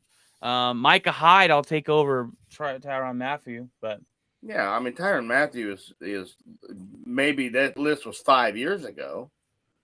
Wow, when I'm looking at the edge rushers, sorry, we're getting carried away in the Madden range, but when I get in the edge rushers, the Chargers have number 4 and 5 on the list: Khalil Mack and Joey Bosa. Woo, that's gonna be. Try blocking that line. Yeah, good luck with that. All right, well there's the ratings, and Look, I gotta look up something real quick. Let me look up some running back stats last year because Zeke Elliott still rushed for over 1,000. He rushed for 1,000 yards last year. That's nothing in the NFL these days. Rashawn Gary, Packers. I was going to say that 1,000 yards is not even with 17 games. That's 80 yards a game. An NFL running back can do that in their sleep. Oh yeah, Rashawn Gary, number 10. He's a beast. Ezekiel Elliott just has no speed burst. He hasn't had a rush over 15 yards in 5 years. He in the yards. He was the number 7 rusher last season. Number 7. Because all the you acting like he is complete trash, and I don't think he's complete trash. But I will put a trash bag next to his name. Oh man, how am I going to be on here? I need to call up Ryan Sims and get him on here. Yeah, he's the Cowboy Homer, but he'll the tell Homer. You, yes, that's what we the don't Homer do of the here. Homer. I will wear a Cowboys jersey, but Ezekiel Elliott is not the answer. So what I'm noticing, there's not a whole lot of Cowboys on here. Tyron Smith. Yeah, that's Marcus Lawrence is number 8 or 9. Tyron Smith, he's tied with 3 on the offensive line list, and he's 9. Yeah, he's like 95. He misses 3 or 4 games a year every year. What the heck is going on there? Well, when healthy, he's good, but how does Dak Prescott beat Justin Herbert?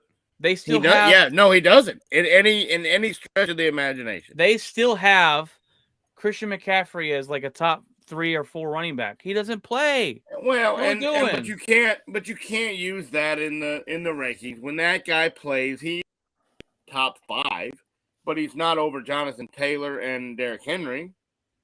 I don't see how you have Dak number 6. No. What's going on? If you're gonna put, 6 is fine, but you got to put Herbert and you got to put Burrow above him.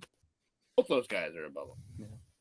All right, guys. Aaron Rodgers above Josh Allen doesn't even make sense, man. Oh, get the freak out of here on that one, bro.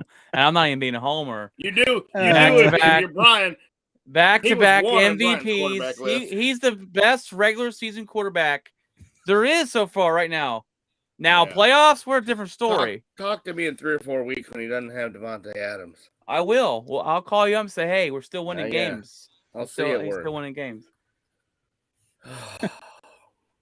Anyways, all right, guys, we're getting a little chippy here, and that's all good and dandy, but Zeke's not as trash bag as you think he is. He may not be the answer. That's all I'm going to say.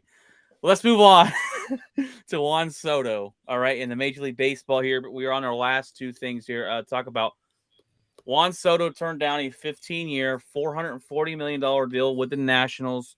The trade talks have begun. First of all, I don't see why he would take that deal. 15 years? The guy's 23. Why would I sign a 15-year deal? You would be Patrick Mahomes was dumb to take the 10-year, $400 and something million.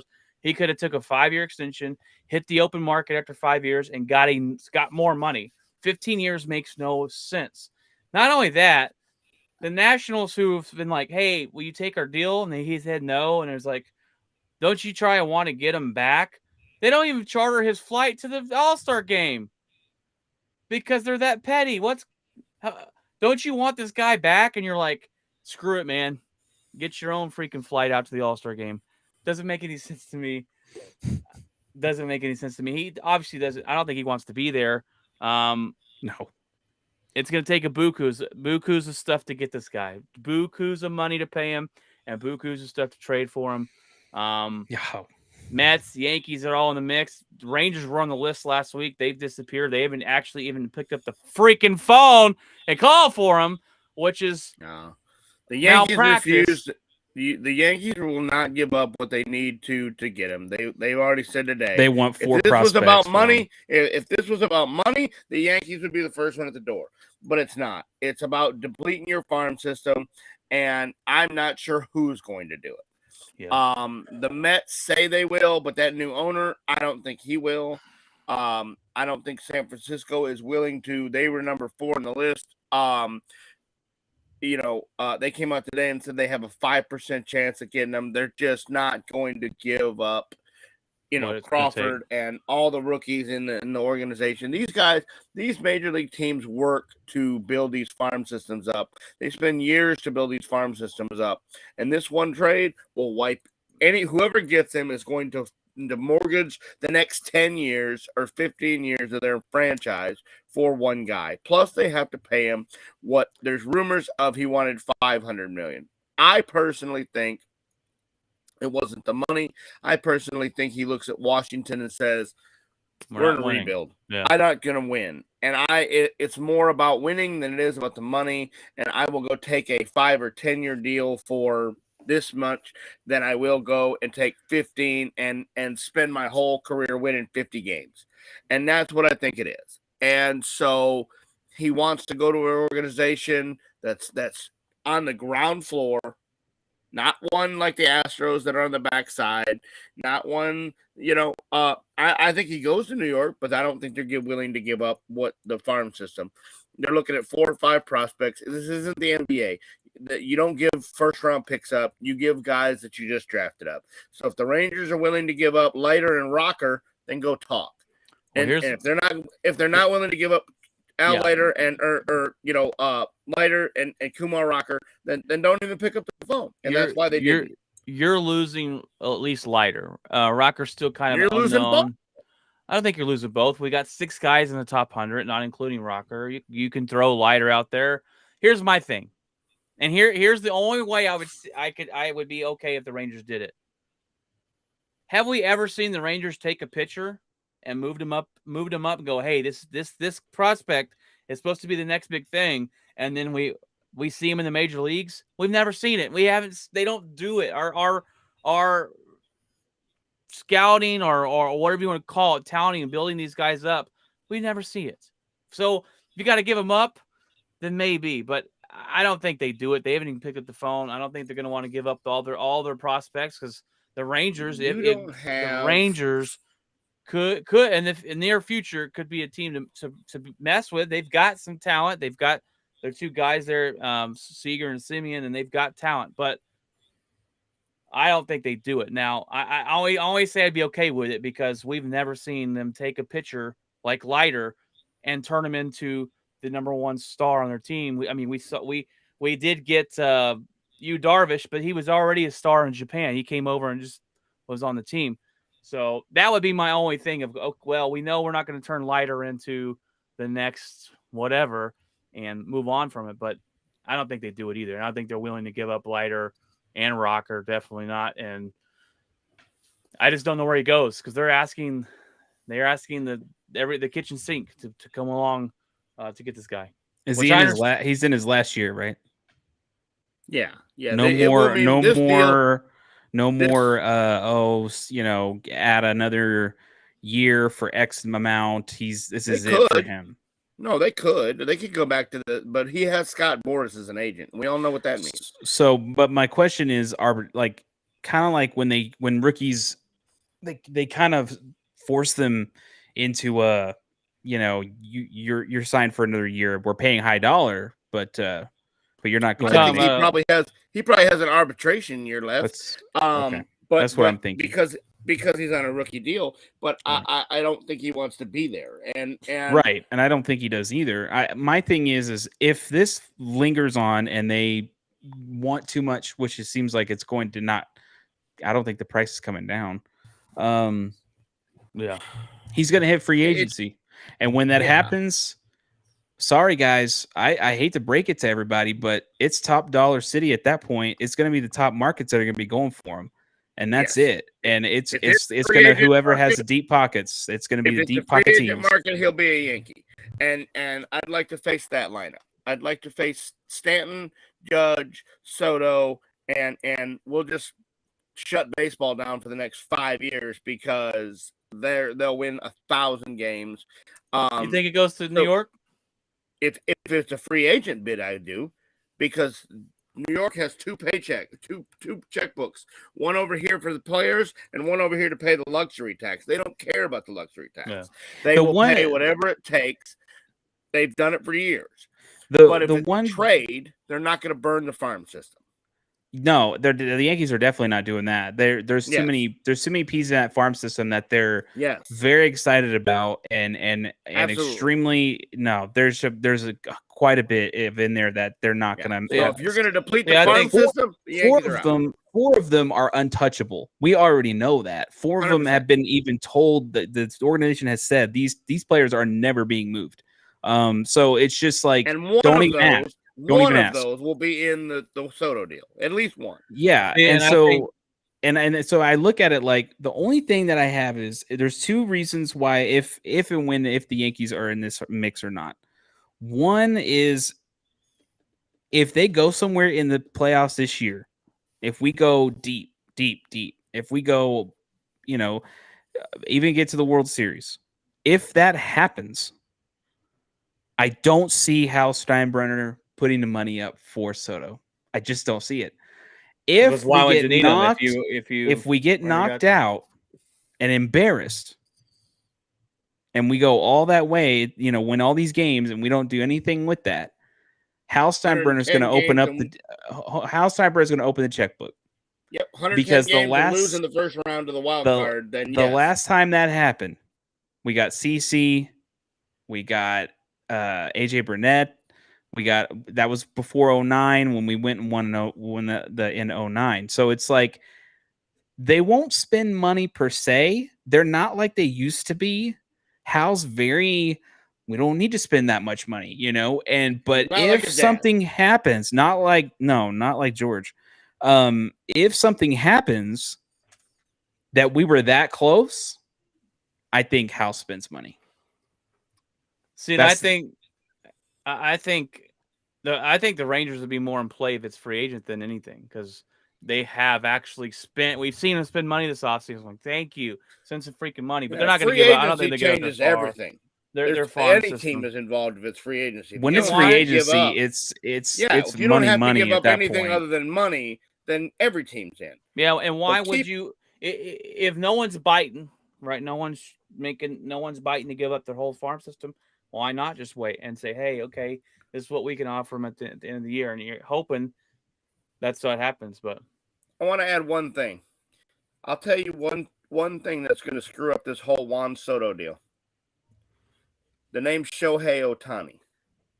The Angels do not want to pay Shohei because of what he's doing. Because of he's a WAR as a pitcher and a WAR as a hitter, and with the universal DH this guy, being everywhere, it opens him up to going to every team, not just the American League.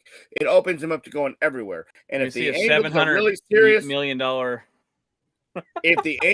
I'm telling you that I don't think you have to pay as much for Shohei Ohtani as you do Juan Soto. I don't think he's at that point yet. I don't think he's going to make $700 million yet. But I think you get a better guy that boosts your team because he pitches so many innings a year and he hits 50 homers a year. Juan Soto's not jumping on the mound every fifth day. I think Shohei Ohtani is a better pickup than Juan Soto. Well, he does more for the team. No, he definitely is, but I think I don't think you give up 5 first-round picks for him. He's going to know or 5 players. He's got to know his he's got to know how valuable he is. But he doesn't have Scott Boras as an agent. There's the first deal. Scott Boras will get the most money everywhere he goes. I just think if Ohtani is available, if I'm in the market for a player and I have Soto and I have Ohtani to choose from, I'm going to put my ducks for Ohtani every day of the week. Every day of the week. You're right. So if Ohtani is really available at the trade market, watch for him to draw more eyes than Juan Soto and really put the Nationals behind the deadline. Really put them because they don't want to go into arbitration. They don't want to do any of that. They want somebody to pay top dollar for them. And if they don't, they're kind of in it. The league doesn't have to pay that. They don't have to pay King's ransom because they'll just wait for him to become a free agent. Like Jeff said, they'll just wait. There's no penalty to like they're not going to extend him. Right. Ohtani, I jump at Ohtani right now. I'm picking up the phone for Ohtani right now. And that name could change everything. That's the one person that I could definitely see New York saying, okay, you can get a couple of these guys for him because of the dual threat I there. was shocked when the Angels said that he was available. Right. And that's the one thing where I'm like, it all depends on what's going on. And when it comes to these, he's Japanese, right? When it comes to these Japanese players, the one thing that New York has in terms of Yankees, they have a huge presence in Japan. Huge. And so it's like and guys that have come through there and been successful. He's still a spokesperson for the Yankees. Absolutely. Up there. So I think they even had him scouting out there for a while. So it's going to be interesting. And again, I can assure you that if the Yankees are going to be involved in something, that's the one player where I go, that's the one where I think they might actually pull the trigger on. Yes. And I haven't heard what the Angels are asking, but it's not the King's ransom like Soto. If the Angels, Angel fans, if your team let's go of arguably the best player in baseball right now, I give you a free range to leave the team. How are you gonna let this guy walk out of your? Like Boston trading Babe Ruth over there. Tread carefully. You're about to upset Cat again. What are we doing? What are we doing? You cannot let this guy go. This is your team. What do you got after that? No way. I saw that today, and I was mind blown. They said they came out and said he's on the trading block. They said that they don't think they're going to extend him. They don't think they're going to re-sign him, and they think right now is the market is the best to get the most for him. That's just as bad. That's like trading Babe Ruth. That's just as bad. I mean, why not Trout? Why not Trout with him? Laughable. Why not put him in a package deal? I wish Trout would leave because he is. Well, he went and signed the $900 million extension. Though. Yeah, what an idiot! I think Ohtani sees the handwriting on the wall and sees that team is not going to win. I'll take him in Texas in a heartbeat. I think he's gone to him and said, "I want out." In a freaking heartbeat. Give up your farm system. You got him. I'll give it up because he can pitch. So hey, now he wants to give up Leiter and Rocker. Now all of a sudden he's like, I'm in. Got it. I'm in. That guy's a beast. You can have all of them. Soto's 5 good. minutes ago he wasn't giving up nobody. Now I wasn't giving up both Leiter and Rocker. You can have Rocker and whoever you want. Leiter, I don't know. We'll see. I'm hoping like I said, the Rangers never take a starting pitcher of that caliber. The problem in Texas is I don't know who's in charge of the throwing program, but you got to have Tommy John before you get signed by the Rangers. Yeah. I mean, even what's his name had Tommy John. Darvish had Tommy John in Texas. And then he goes somewhere else. Now he's lighting it up. Yeah, I'm like, my God. He's better in San Diego than he was in Chicago, but he's still not Cy Young. Decent. All right, well, we got. Yeah.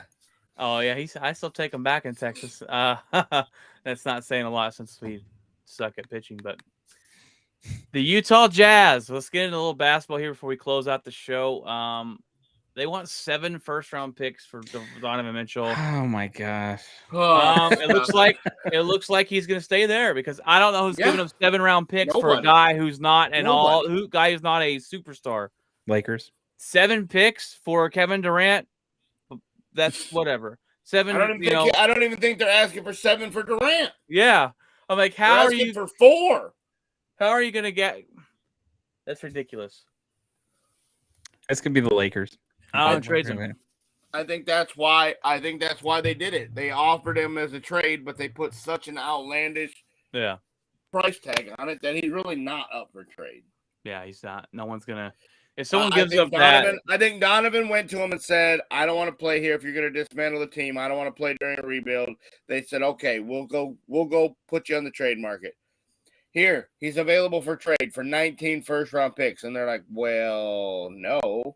And he's like, "Well, yeah, you put me out there, but nobody's going to pay that." They're like, "Well, we put you out there. We didn't promise that we'd we just promised we'd put you out there." So I think Utah doesn't ever want to get rid of him. I just think that's Mitchell wanting out. And I think Utah's like, Yeah. And they're going to make him stay. All right, guys. The NBA, the way they do it, you can't do back-to-back years. Yeah. So 7 is really 14 years of picks you're giving away. Yeah, it's every other year, which is Yeah. I always thought was dumb. Like, why? So you're giving up 14 picks. I mean, you're giving up picks all the way to 2030. Yeah. You're mortgaging your franchise. And you do that for Michael Jordan, but not Donovan Mitchell. Yeah. I mean, what are we doing over here? No. I wouldn't even do it for Michael. 7 years, no, okay. Because in 7 years, he's not even going to be with your organization, maybe. Yeah. You're going to be still paying for a guy that has come and gone. Like the Rangers did with Alex Rodriguez. Yeah. Mm-hmm. Or the Mets and Bobby Bonilla. And Darvish. And Darvish. And everybody else that they sign. And they, yeah. King Griffey Jr. is still making money from the Reds. He's like the 8th highest player on the Reds. He's the 8th highest player on the Reds payroll. Yeah, payroll. He hasn't played baseball, and he's already in the Hall of Fame. He hasn't played baseball in so long. He's still getting paid a salary. All right, guys. And baseball, that $440 they offered him is fully guaranteed. FY. Oh, so yeah. I don't know why. I mean, I'd take it. And it doesn't matter. Yeah. Well, I mean, any of us on the street would take it, but I mean, anyway. Of course we'd take it. I'd take $1 million. I mean, anyways. Yeah, I take the Bobby Bonilla check. You ain't lying. Every year for 50 years or whatever it's been. All right, guys. Well, that's gonna be the show. It's been almost 2 hours. We got an hour and 41 minutes. I thought it's actually gonna be a little longer than this, but I'm fine with that. Let's jump into what's in our locker segment here.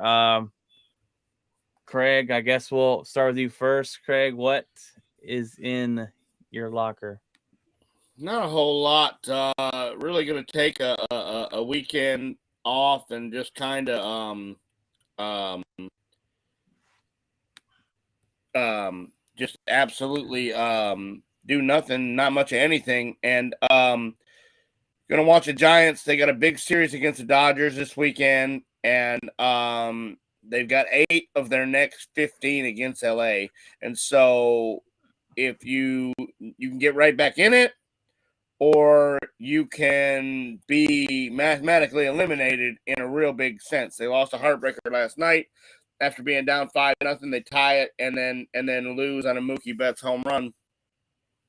So just really going to take the weekend and just absolutely not do much anything and just kind of reset and get ready for next week. So what about you guys? Your mic's muted. Yes, mic's muted. That's the beep button there. You're out. Yeah, you're out. All right, yeah. You go ahead next and give us what's in your locker, bro. Oh, let me get my thing on. Okay. Work and just kind of been busy helping somebody out this weekend with a book cover. Person that's part of my wife's book writers club thing. So doing that, just trying to chill out, relax. Just ordered some dinner to the house, so waiting for that to come here. And other than that, I'm just paying attention to some of the baseball.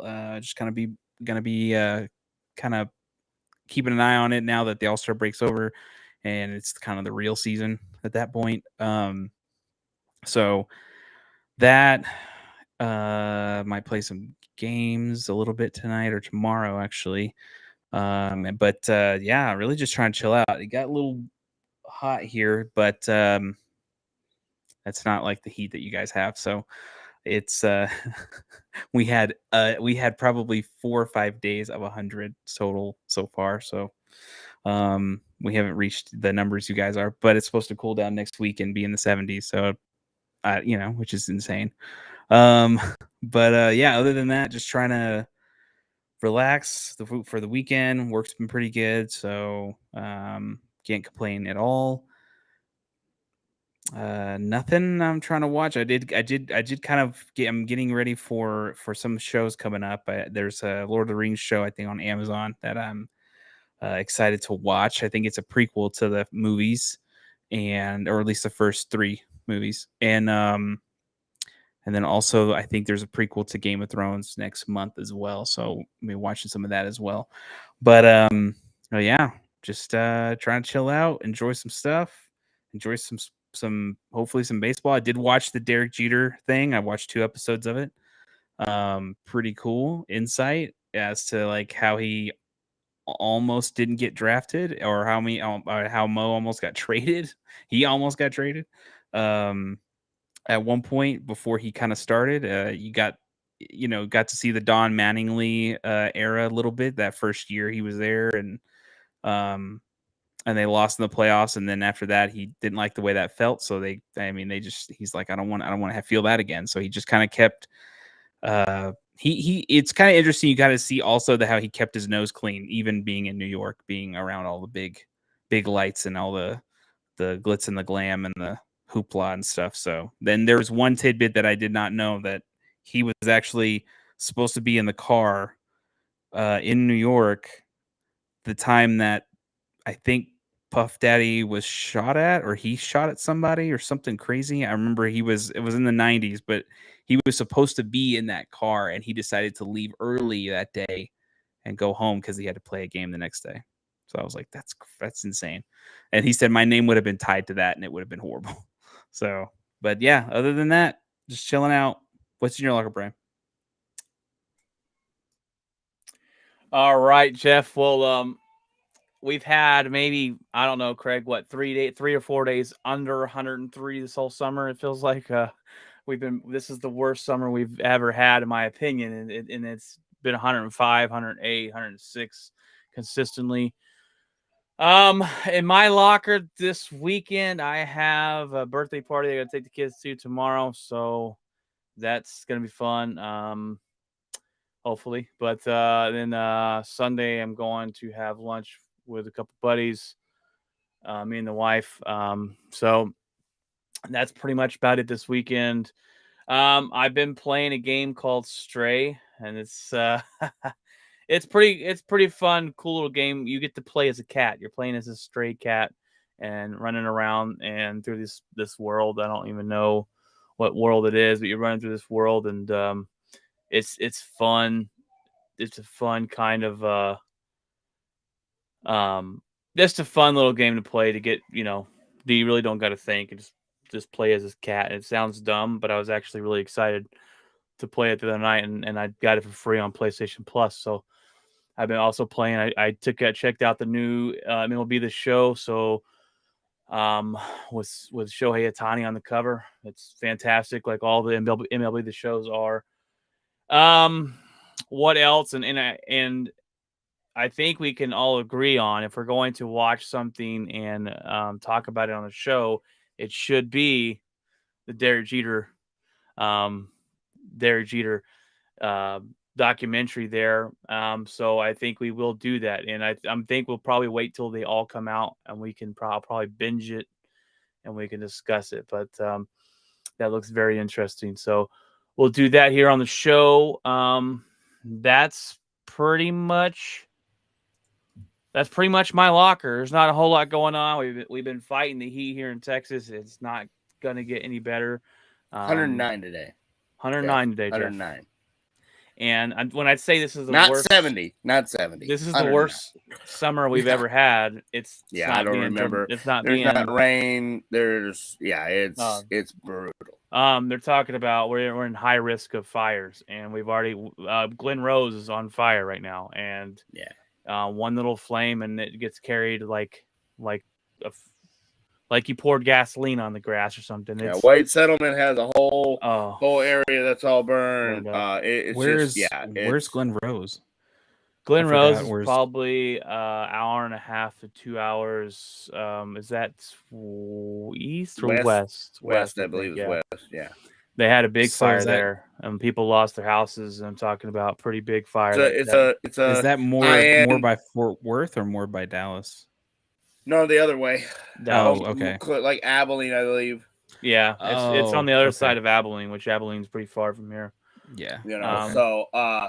But it's that $1 million houses are burning over there. Glen Rose is pretty expensive. But But man, I mean, water mains bad. breaking. Just I mean, when I say breaking, I'm talking the street is buckled up and water spraying everywhere because they're just it's so much pressure and I so called much in. I called in. I drove over the one on Beach the other day. I called and beach Sheila, right said, there. "Hey, Yeah, that's I water said shooting through the street. I said, you might everywhere. want to call this in because Yeah, they she's just like, I can't find the non-emergency number. I don't know. We'll just let it happen. flood the whole city." Yeah. So anyhow, it's just things that are uncharacteristic. I mean, I've mowed my grass twice because it's dead. And so, Luckily, my front yard is growing really good. I don't have that problem. I'm watering it twice a week. That's it. Oh, see, there's your problem. I'm conserving water. But see, that's the thing. Brian has that AstroTurf. So he's rolling high. He's rolling high. I wish. I would love to. That swing driver. It's that swing driver payroll. I actually thought about looking to put that in if I knew my dogs wouldn't chew it up because I would have to murder somebody. So yeah, I think what was it? That's his cornhole AstroTurf. My cornhole AstroTurf, yeah. Yeah, so what we like to do, what I call the slow season, which is kind of right now, is we like to watch something and kind of Derek Jeter thing is 100% on the radar. That's it, 100%. We did when me and Jeff did it back in the day to the Michael Jordan series, and that was fantastic. So interested to get into this, and like I said, we'll wait till it's in. We'll wait till it ends, and we can binge it, and we'll talk about it once we all kind of once we all know we watched it, because I don't think we can all watch it each week and talk about it each episode, because that's just, I don't know. We got different things going on in our lives and kids and band, and your kid with band, and Jeff's got work and different things. So, but Jeff, no, you're fine. I was saying that I don't know if you heard us, but the Derek Jeter show will be what we talk about, what we watch and review. I just want to wait till it kind of ends and we can binge it and kind of write down notes and kind of talk about it. I'm really interested in it, and I've always respected Derek Jeter. I think everyone has. It's the guy who played the game the right way. It's kind of like Michael Jordan, right? Everyone was interested to see his documentary about winning the right way, the dog mentality. I saw a thing the other day where Derek Jeter said, "I have a list of all the people who doubted me," kind of like Michael Jordan. Like I know who doubted me. I know who didn't like me, and I took that personal. So we'll do that when the Derek Jeter series is over, and we'll talk about that here on the show. But next week on the Spotlight of the Week will be the NFC playoffs. We'll probably get through it in 15 minutes. Hopefully not, but we got that coming for you, and we'll give you our Super Bowl prediction next week as well. After that, me and Craig will see you here back on Tuesday with the headlines edition. And guys, I really hope you enjoy your weekend. If you're in Texas, stay warm. Or stay cold, stay cool off, jump in the pool. If the water's not boiling, stay warm. if the no problem. Yeah, no problem there. If your pool water's not boiling or your community pool water's not boiling, jump in it. We go into a pool party tomorrow. It's like a water slide, so hopefully it's kids can cool off back there. But other than that, any final touches, guys? Any final words, thoughts? No. All right, guys. Well, we appreciate all you guys come on and watch us live. You can comment. Kat's great at commenting. We haven't seen Patrick in a little while. I think he went on a date tonight with his wife. But comment. You can comment live from YouTube straight on the show. We will interact with you. We are on every podcast platform, and there is iHeart, Apple, Google. We are on streaming. We stream live right now to YouTube, Facebook, Twitter, and Twitch. So come follow us. We're on TikTok, every social media platform there is, just about. We're not on Snapchat, but whatever. Guys, I hope you have a fantastic weekend. God bless, and remember, keep it outspoken.